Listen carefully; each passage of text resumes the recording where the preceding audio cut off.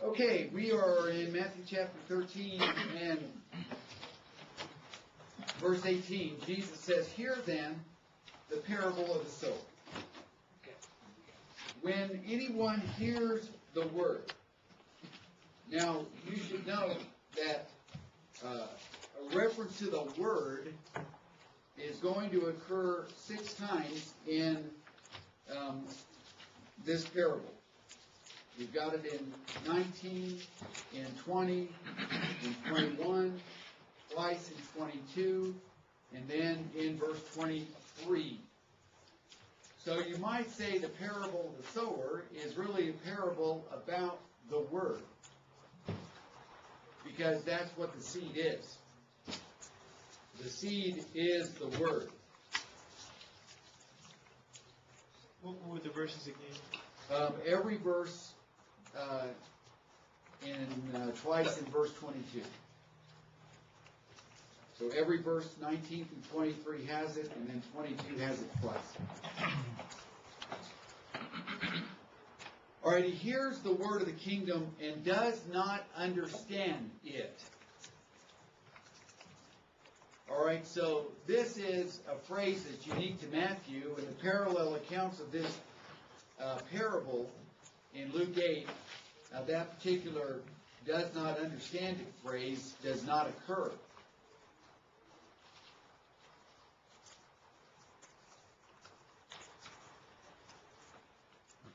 The evil one comes and snatches away what has been sown in his heart. All right, Satan is the evil one, and he comes and he steals away the seed. But the seed, Jesus says, was sown in the heart. This is the one on whom the seed was sown beside the road.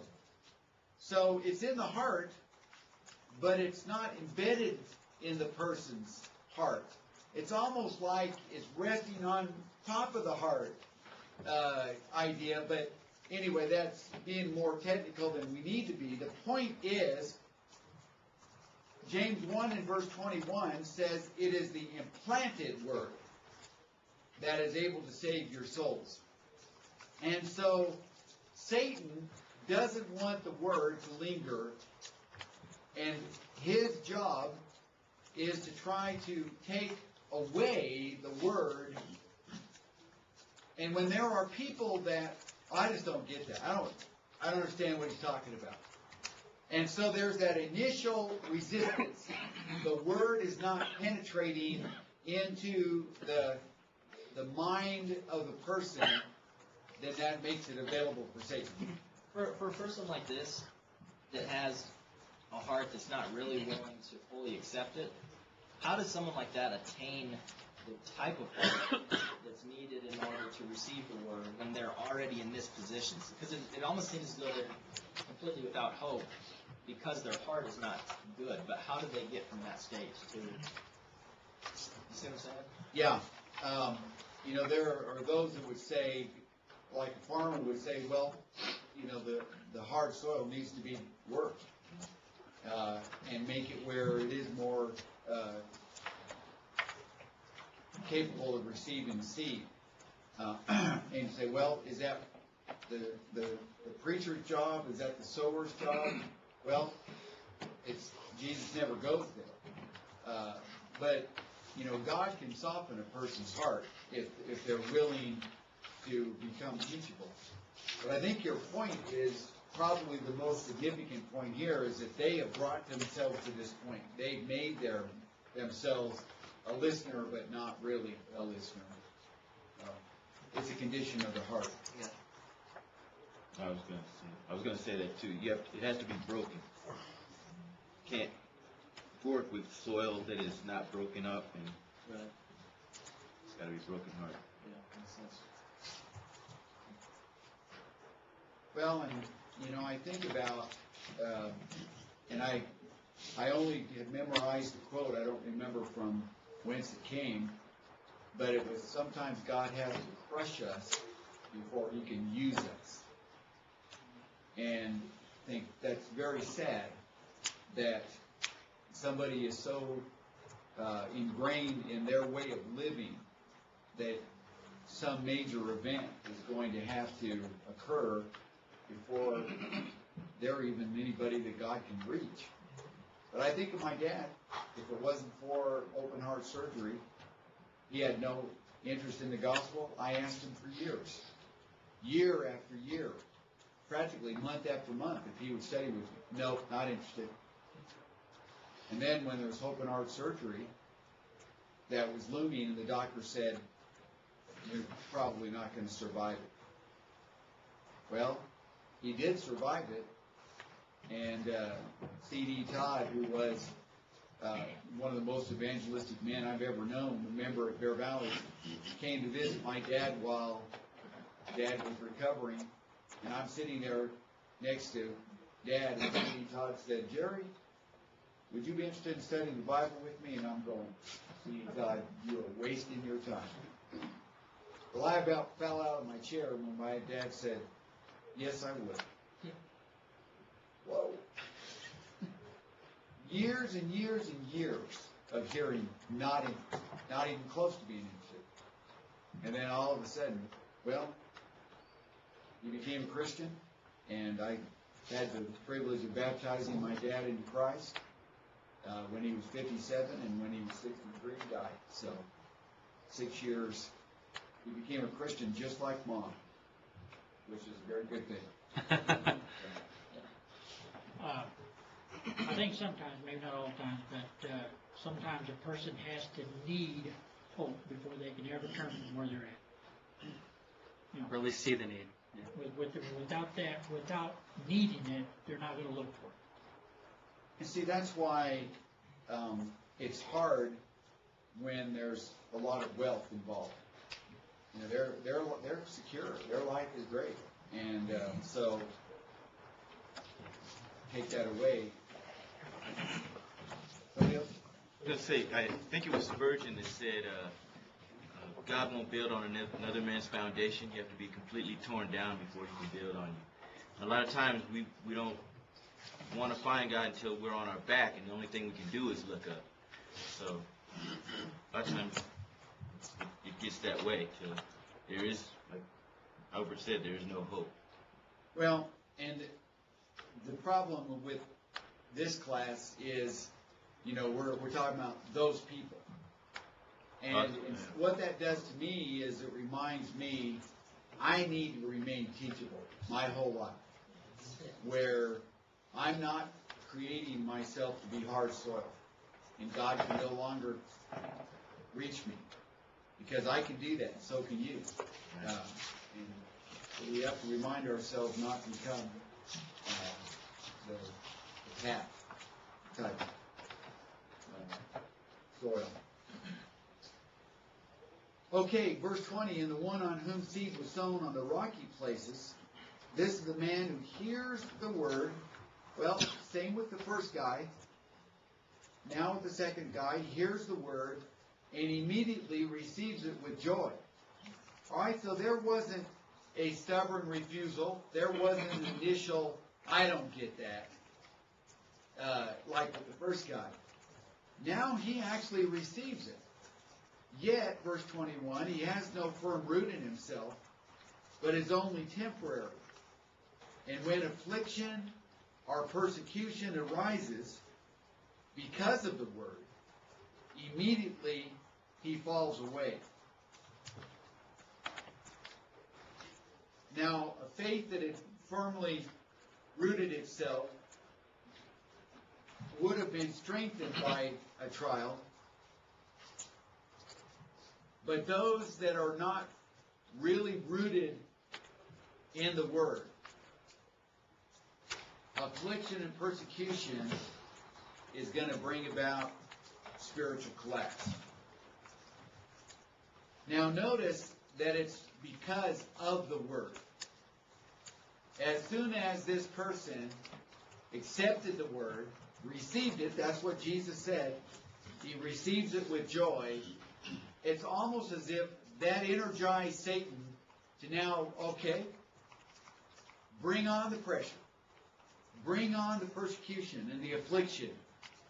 and the person just doesn't have the wherewithal to hold on to his faith. And so the only thing that's going to make the persecution go away is for him to abandon Christianity.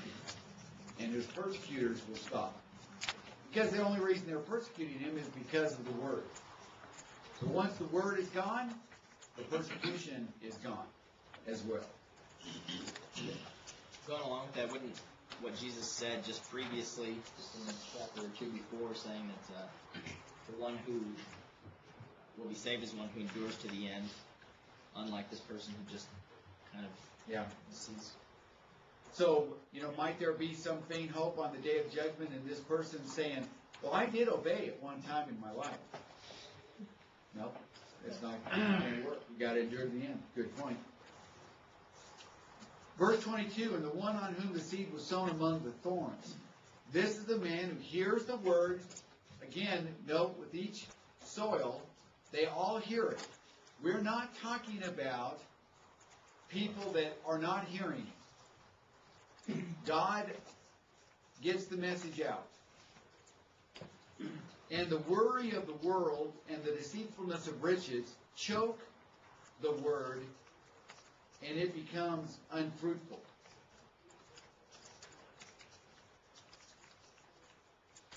This is the first of the four that actually describes people that might be sitting with you on the pew.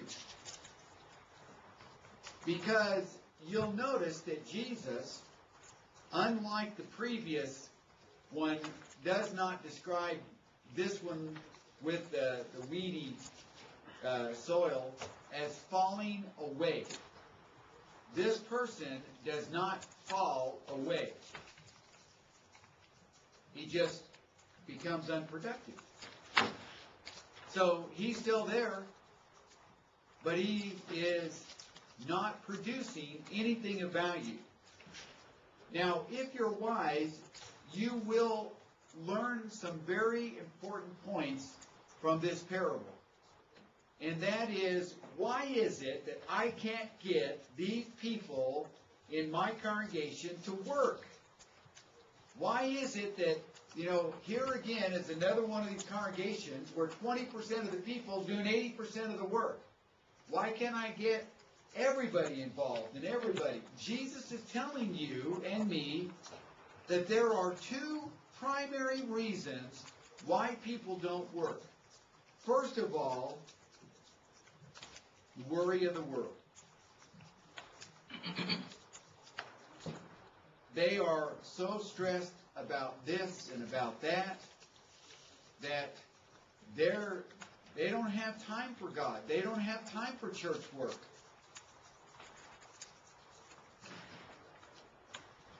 And then second, the deceitfulness of riches. Brother Jim, you teach a Bible class for us next quarter?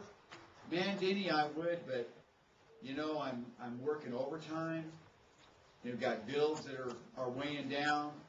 I've got a kid in college, and all of a sudden, it's money. Riches and the deceitfulness of riches. The deceitfulness of riches is that riches have become their God, and they're too blind to see it. They're still there in church. They're still sitting next to you in the pew, but they're not doing anything because their lives are so engrossed in all of these worries. I'm worried about this, and I'm worried about my house, and I'm worried about my farm, and I'm worried about my family, and I'm worried. Or, man, I got to keep the money flowing. I got to get more bucks, and if I'm going to pay for this and I'm going to pay for that. Jesus said you cannot serve what? God and mammon. Here we go, right here. The deceitfulness, they think they're still serving God. I mean, they're next to you in the church. They're singing, praises to God. But they're deceived. He's not their God. Money is their God. So they're not going to be productive.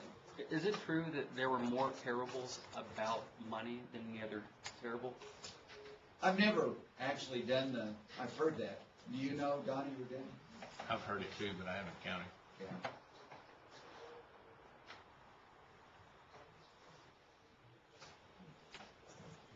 All right, so we still profess it's Christianity, but the power of religion is that which has been choked out, and there's no productivity. Verse 23, on the one on whom the seed was sown on the good ground. This is the man who hears the word and immediately understands it. That's because he was a listener to learn type of man. He was, as we've been saying all along, a truth seeker. He's hearing to get it. He's hearing to understand. I want to know what the truth is. Who indeed bears fruit and brings forth some 100-fold. That means 100 for every one. So, an analogy is this guy is baptized into Christ, and he, in his lifetime, converts 100 others. Some 60, some 30. In the parable of the talents, we have one guy that was given 5 and one guy that was given 2. The one that had 5 doubled it, the one that was given 2 doubled it, but the master said, well done to both of them. The fact is that all men have not been given much. To him who much is given will much be required. One was given 5, well, there was more required of him than the guy that was given 2. So also is it with us. You might be one of the 5 talent guys, and I might be one of the 2. Or it might be vice versa. But the point is, we're all expected to be productive. And not everybody's going to be a Peter. Some are going to be an Andrew. Andrew brought Peter, and then Peter converted thousands. Well, that's fine, but all of us have to do something. Otherwise, we're one of the other soils. The only soil, the only man, the only person that fits here is the one that's productive. And so if somebody is not productive in their Christian walk, then they're not this soil. Bottom line, they don't belong in this category. And you've got brethren that when you teach this parable, you know, they already know that, okay, now we finally got to me. What are you doing? Well, I'm here, Arnie. That's not bearing fruit. Just walking in the door of the church building is not bearing fruit. Although a lot of people think that they are bearing fruit. All right, in your syllabus, I've given you, with each of these parables, lessons. And they're not rocket science with those lessons. Those are just, I did a series of sermons, a sermon series at Parker where I took one parable each Sunday night. And those were the lessons that I wrapped up each parable with. So maybe that'll give you a jump start, or you can see some of the lessons I got from that. And you have that in your syllabus. All right, verse 24 through 30 is parable number 2 out of the 7 in the chapter. Parable of the tares. The kingdom of heaven may be compared to a man who sowed good seed in his field. But while men were sleeping, his enemy came and sowed tares also among the wheat and went away. Now we need to point out, so that you will not make the mistake that I've heard some preachers make and some teachers make, is to ascribe blame to the workers who were sleeping. You see, the problem is Satan gets in when we're sleeping. Satan gets in and he does his work when we're not alert. That is not a point of this parable. Jesus says 0 about the fact that men were sleeping. Do not place any kind of blame whatsoever on the fact that these men were sleeping. Jesus doesn't go there, and neither should we.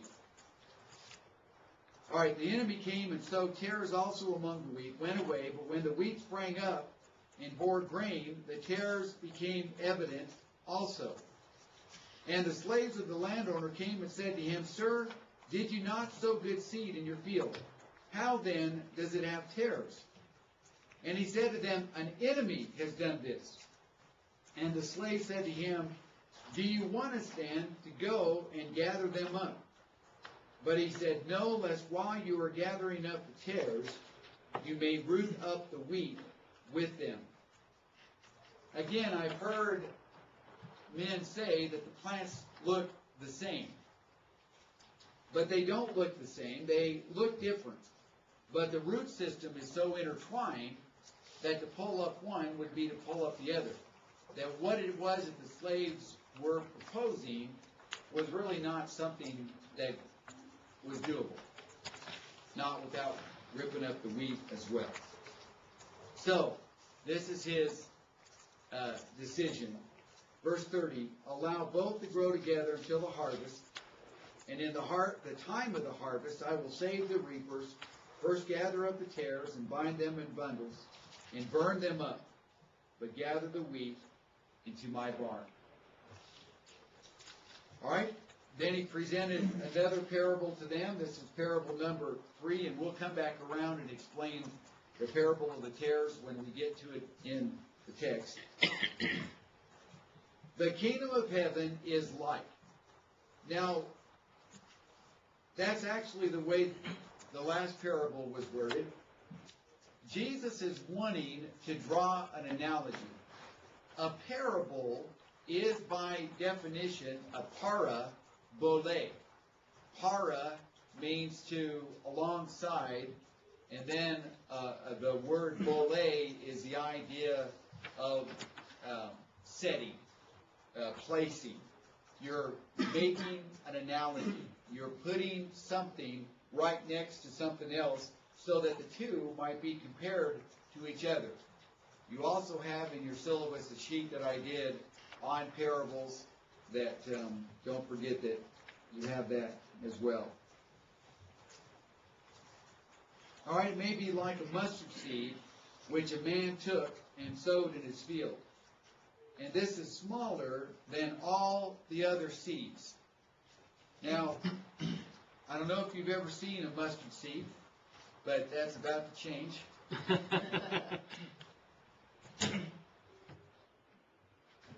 I'll be passing around my mustard seed. And as you can tell, it is in fact a very small seed.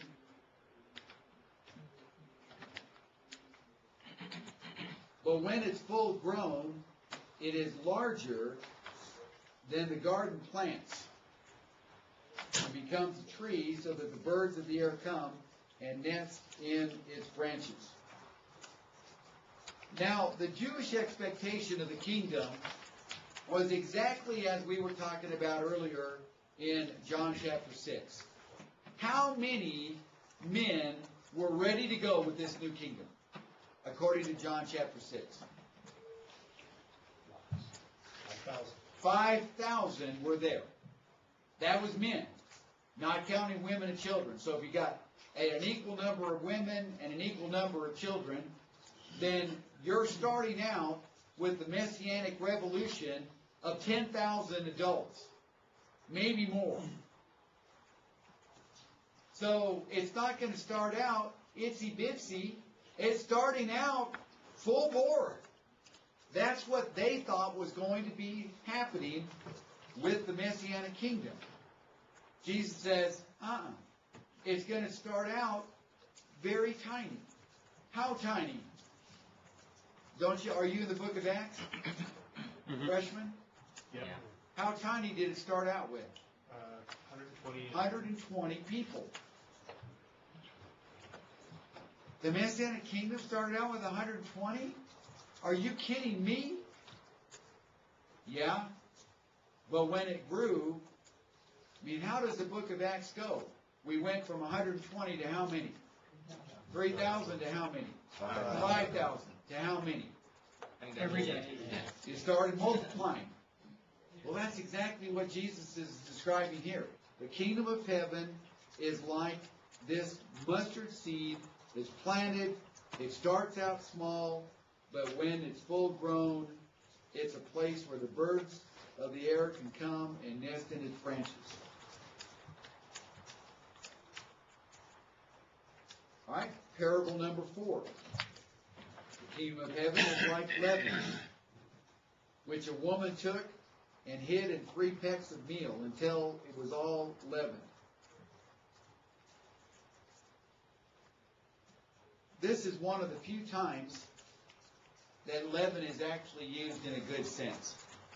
Most of the time when Jesus makes reference to leaven, he is most certainly critical because it's got a permeating influence, and it kind of applies to the influence of the scribes and the Pharisees. They've got this spreading type of influence. I had someone argue that this one and the mustard seed were both taken from the negative point. That the birds always represent evil, the leaven always evil. So they were saying that, I understand and what you do, but they were arguing against that. They said the birds took away the word, so the birds here are evil. And I thought that was interesting. Yeah. Don't know what to say other than, running too far with it. And even the birds of the air come and nest in its branches has the idea of comfort. This is a good thing, that even those from afar are able to come. And so most scholars argue that birds represent Gentiles.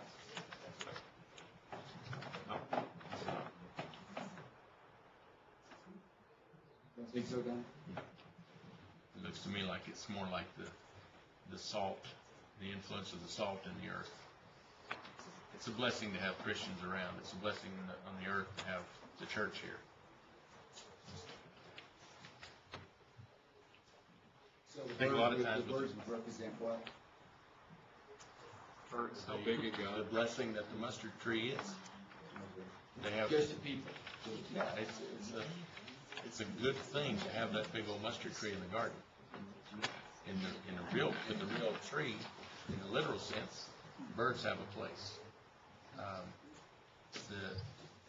It just seems to me that the focus here is on the kingdom. The whole deal was on the kingdom, not things outside the kingdom, except that it's a good thing to have around. There's a tendency to over-examine some of these things, just like with apocalyptic literature.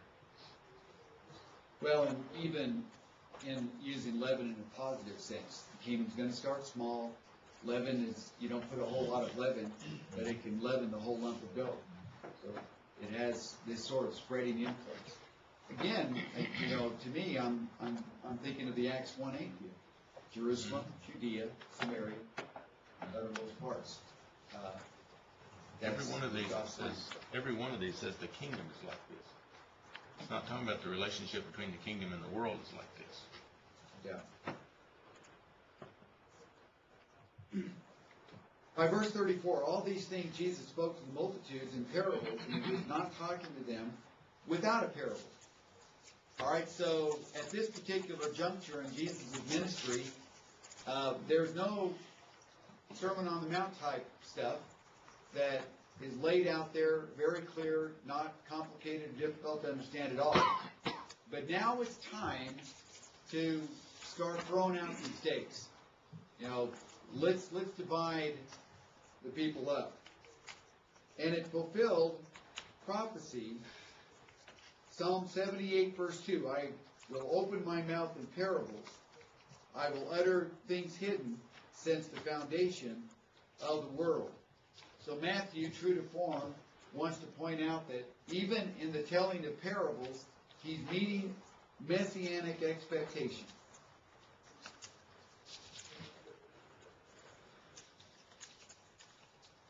Verse 36, then he left the multitude and went into the house, and his disciples came to him, saying, explain to us the parable of the tares of the field. Again, what are we learning about the disciples? They stuck around and wanted to know what it meant. What's that?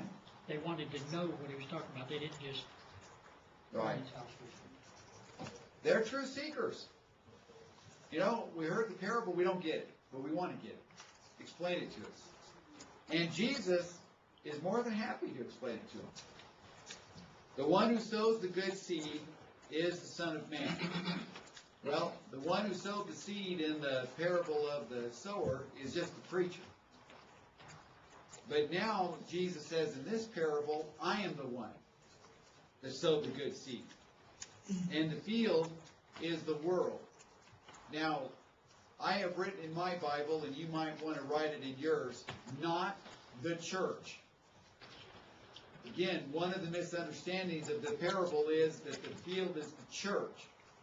He's not talking about the church. He's talking about the world. It's the world that God rules. As for the good seed, these are the sons of the kingdom. What was the seed in the parable of the sower? Word. It was the word. In the parable of the tares, it's not the word. The seed represents people. And there are two types of people that are sown into the world, into the field. The sons of the kingdom, and the tares are the sons of the evil one. Again, notice that there's only two choices. There's not a third option. So the world is full of many fields that are full of people, some good, some bad. Now, from our human perspective, we might think it would have been easier if one field was all Christians.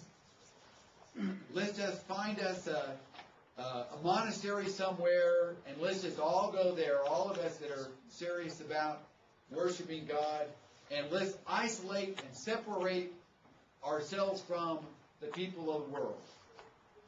Get ourselves away from all of this evil influence. But that's not the way it is, and that's not the way God wants it to be. God wants us to be the salt, the light of the world. Not to separate and isolate and cut ourselves off from the world, because we are God's plan for lost humanity. In 1 Corinthians chapter 5, Paul is going to make this very point. And he's going to say,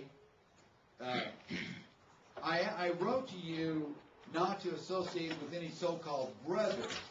All right, you got a brother who's acting or conducting himself in a sinful way. You need to cut yourself off from contact with that brother.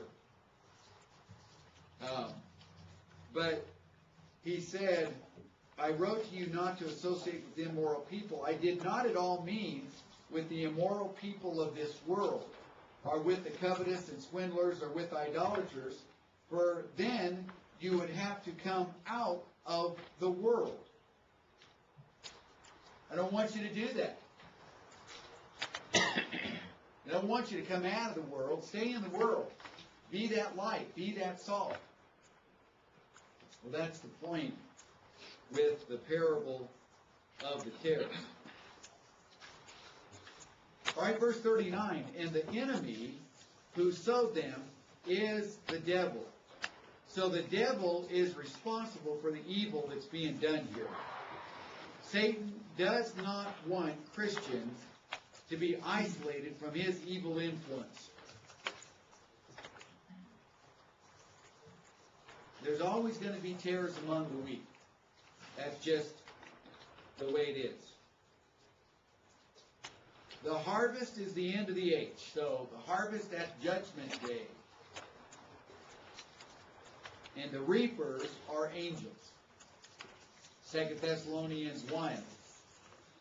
Jesus is going to come with his mighty angels.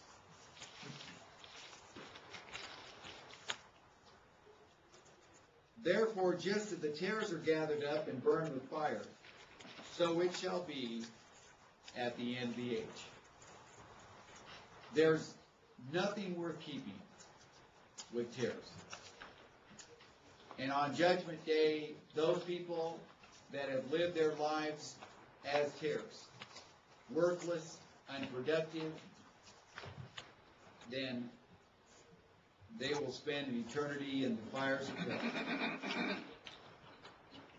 Now, Jesus, for the most part, is done interpreting the parable, but there's more that needs to be taught. And I need to make an appeal that you have your thinking caps on what we're about to discuss. Because in the Gospel of Matthew, there is a difference between the kingdom of the Father, which is the world, and the kingdom of the Son, which is the church. The kingdom of the Son is now going to be discussed. Now, Jesus talked about what was going to happen on the day of judgment for the world, the kingdom of the Father. But now he wants to discuss what the Son of Man is going to do with his kingdom, the church. The Son of Man will send forth his angels. So it almost seems as if he's got his own assigned angelic forces. And just like the Father sent the angels to gather up the tares and the wheat in the world, the Son of Man will send forth his angels, and they will gather out of his kingdom all stumbling blocks and those who commit lawlessness, and cast them into the furnace of fire. In that place there shall be weeping and gnashing of teeth. Now, when you look at the particulars of this, there is some amazing things going on. If I'm right in saying that the kingdom of the Son is the church, we all know that everybody in the church are not saved. Now, they may have been baptized, and they may be thinking of themselves as children of God. But notice that when their judgment is given, there are two primary areas. First of all, you've got stumbling blocks. There are people, and it seems like in virtually every church, most certainly every church of any size, where these people are just stumbling blocks. They are the scoffers of every vision, of every plan. They're the mockers of the work that is being done. They're the backstabbers. They're the discouragers.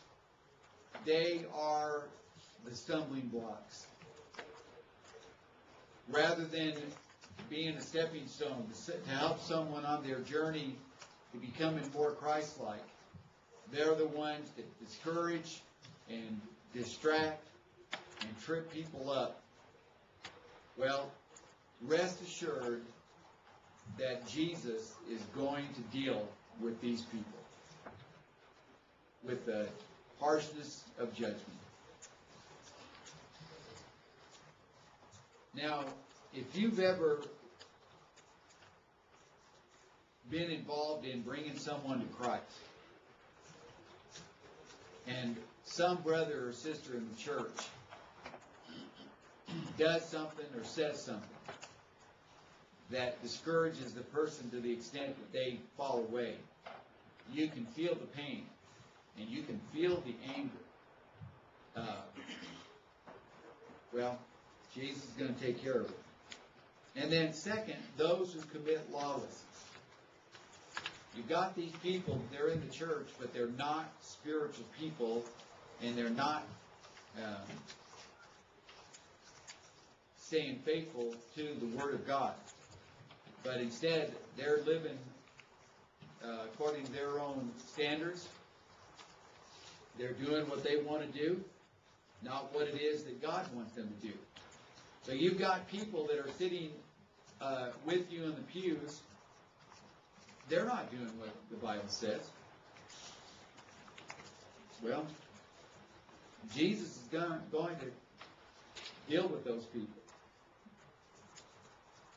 And he's going to throw them to that place where there's weeping and gnashing of teeth. We talked about that phrase earlier in chapter 8, verse 12, and the meanings of the weeping and gnashing of teeth, so we will not go through that again.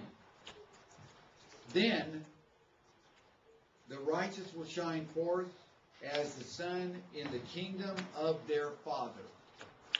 So I see verse 43 as a summary that when it's all said and done, what is left is the kingdom of the Father. Now, we can't teach 1 Corinthians 15, but Paul says that when all things have been subjected, the Son himself will subject himself to the Father, that the Father might be what? All in all. That when it's all said and done, there's only going to be the kingdom of the Father. And the church, which is established by Christ and will bring us until the day of judgment, will that which will be merged into the Father, where the Father is all in all.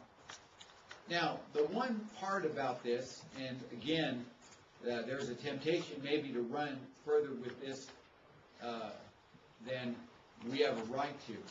You cannot be in the kingdom of the Father and not be in the church today. So do not hear me to be suggesting or implying that at any level. The only way that I would kind of concur with the idea is with a child. Because a child, is a child in the church? No. A child's not in the church. Is a child in God's kingdom? Yeah. So I would concur with that as maybe an illustration. Would you say that these people that he's speaking here kind of figuratively, they're not actually in the kingdom, in the Son of the Man's kingdom, but they're just appearing to be, because going back to Acts, it says the Lord added to the church, the Lord added to those daily, those who have been saved. So if it's those who are saved that are actually in it, these are just pretenders. They're not actually in his kingdom. Would that be an accurate, fair statement? No, because it says that he's going to gather out of his kingdom. So they've fallen away. So you're saying these people in view here are ones who fell away from this? Okay. Yeah. All right. Faithful at one time. Okay. Other comments, questions? And they're the stumbling blocks in Catholicism. It's kind of how you categorize it.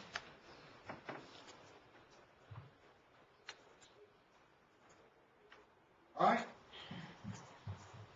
Parable number 5, verse 44.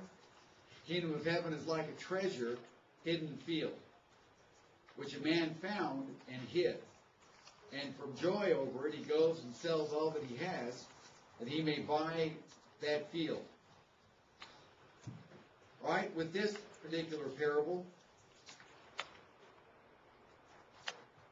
we are reminded of something that even today is somewhat of a common occurrence. And that is finding money buried in Palestinian fields. They didn't really have a secure place to put their money like banks and stuff like that. So the only way they knew to protect it was to bury it in some special spot. Well, you know how that goes. You might forget what that special spot was, or you might die. So anyway, a guy's working a field, and he comes across the money in that field. Apparently, he's under no obligation to tell the owner of the field what he found, but he's also not free to take the money that he found in the field because it's not his. It's not his field. It belongs to the owner of the field. And so he goes and sells all that he has, and he buys that field. Now, with this parable and the parable number 6, he's trying to talk about just how important is the kingdom to you. The first guy sells all that he had in order to get the field that's got the treasure in it. Now we've got the kingdom of heaven like a merchant seeking fine pearls, and upon finding one pearl of great value, he went and sold all that he had and bought it. Now, in my Bible, I've got the word all in verse 44 and the word all in verse 46 circled, and then the two linked together. Because with both of these parables, the merchant and the man recognized the value that they were willing to give up all in order to get it. And that is certainly the primary lesson and point of the parable, is that if you truly understand the value of the kingdom, you're not going to let anything stand in your way. Got to give up my job? Gone. House? Take it. Bank account? Whatever. That's what I want. I want the kingdom. And I'm not going to let mother or father get in the way. I'm not going to let son or daughter get in the way. I'm not going to let anything, because there is nothing more valuable than that.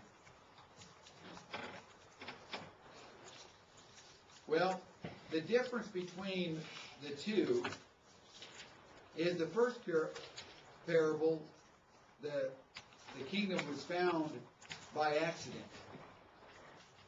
The man wasn't looking for a treasure, he just found it.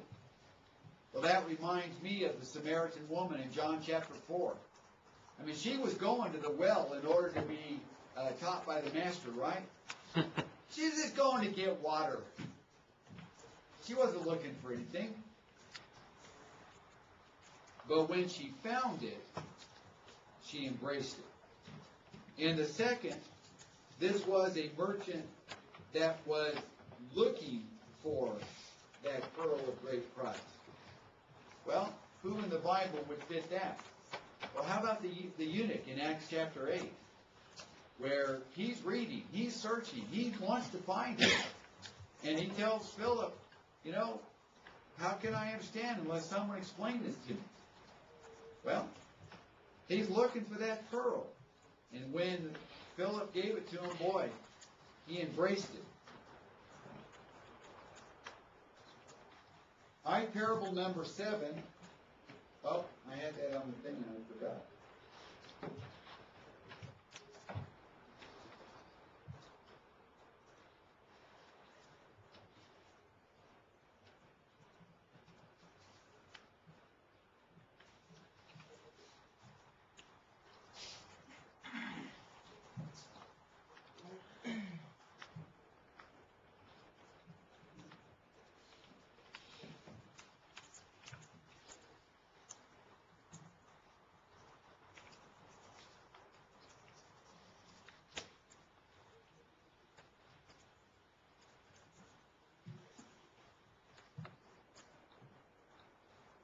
Parable number 7 is the parable of the dragnet.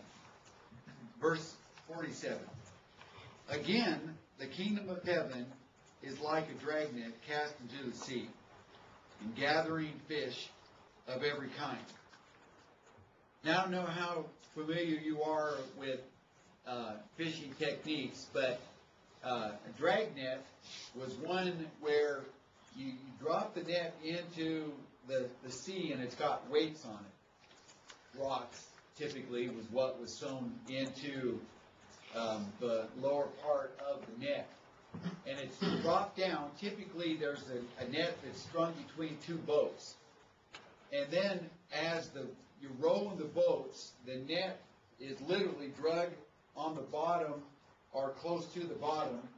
And while it's doing that, you've got you hope to come up upon a school of fish. And you got a rope there in the middle, and as soon as you can tell because there's a drag on the net. The guy with the rope in the middle scoops it up, and the net, the fish are trapped into the net. It's ingenious. You catch an awful lot of fish in a hurry with this particular technique. All right, so Jesus says the kingdom is going to be like that dragnet cast into the sea and gathering fish of every kind. How many nations were represented on the day of Pentecost? 11? Well, I mean, they were all Jews, but they were from, was it 17 different places that are named? There's a bunch. I don't remember. I don't know the answer. I just know it's a lot. Well, you're gathering people of all kinds, Jesus says. And when it was filled, they drew it up on the beach, and they sat down and gathered the good fish in the containers, but the bad they threw away. So, like the parable of the tares, there's a mixture of good and bad, and there's going to be a judgment day, a separation between the good and the bad. So it will be at the end of the age. The angels will come forth and take out of the wicked from among the righteous, and will cast them into the furnace of fire.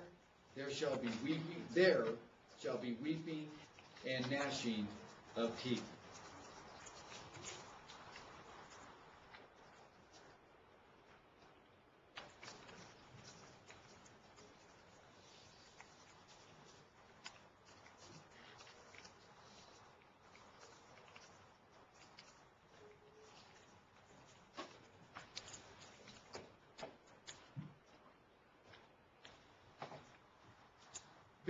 Verse 51, have you understood all these things? And they said to him, yes. It's important to Jesus that he be understood. And it should be equally important to us as we teach and preach God's Word, that we be understood. Please do not become so full of yourself and your intellectual abilities that you no longer want to communicate. I know Mike is talking about this in Eleanor, that Jesus on the Sermon on the Mount preached with what grade level? 4th grade level. Well, if one Son of God can dumb it down to a 4th grade level, then you can and I can and should and must. Do you understand? And they said yes. And they understood because they had open minds. They were teachable. They were willing to listen, and as a result, they got it.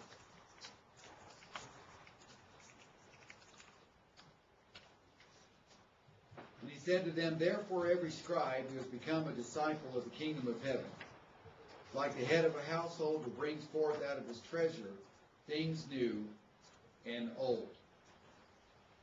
All right, what is he talking about? Treasure new and old. Well, the disciples had the benefit of the teachings of the Old Testament. But now they've got the Logos of God, who's bringing new teachings.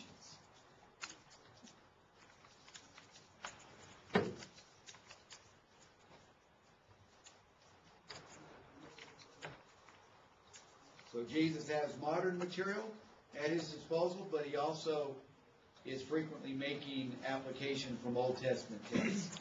Drawing from old, also giving new.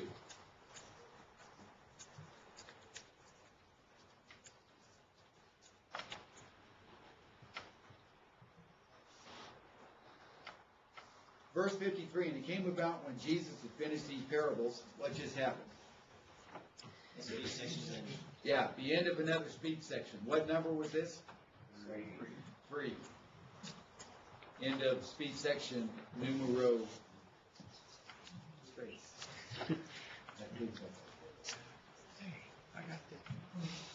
He departed from there, and coming to his hometown, he began teaching them in the synagogue, so that they became astonished and said, "Where did this man get this wisdom and these miraculous powers?"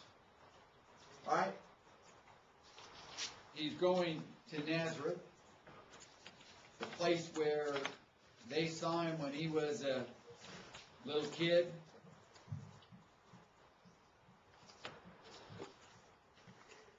And now they're seeing the wisdom and they're seeing the miraculous powers.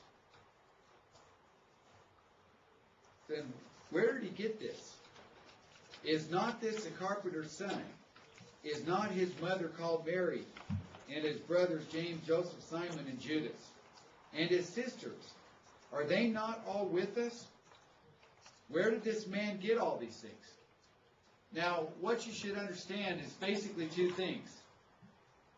We've known this kid since he was little. Second of all, there's nothing special about anybody else in his family. So, where did he get all this? Where did it come from?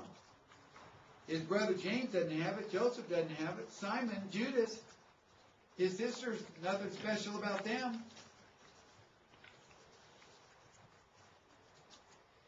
And then verse 57, and they took offense at him.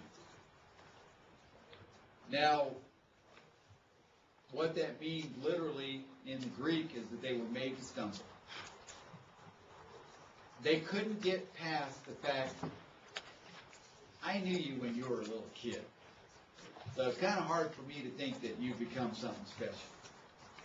And I know your family, there was nothing special about them either. So you can't get past those points, and so they have stumbled. And Jesus said to them, a prophet is not without honor, except in his hometown and his own household. There are some people that can never get past the fact that they've known you all your life. And so, if you go to other places that don't have that baggage, well, there's honor, there's recognition as somebody that's doing the work of God. But they had acknowledged that he was a great teacher and had acknowledged that he had power. So why wasn't that good enough? Because they're not true seekers. And so Jesus did not do many miracles there because of their unbelief. Mark this verse, remember this verse, when you're studying with somebody from a Pentecostal background. The miracles were for the purpose of confirming the man or the message. And if it wasn't going to accomplish one of those two, or both, then there's no sense doing them. And so Nazareth was not blessed like Capernaum, because they're not going to. It's not going to do any good to do miracles there. Okay, you need to have sheet number 8 done for Thursday, and be prepared for possible. You got it. Chapter 5. All right.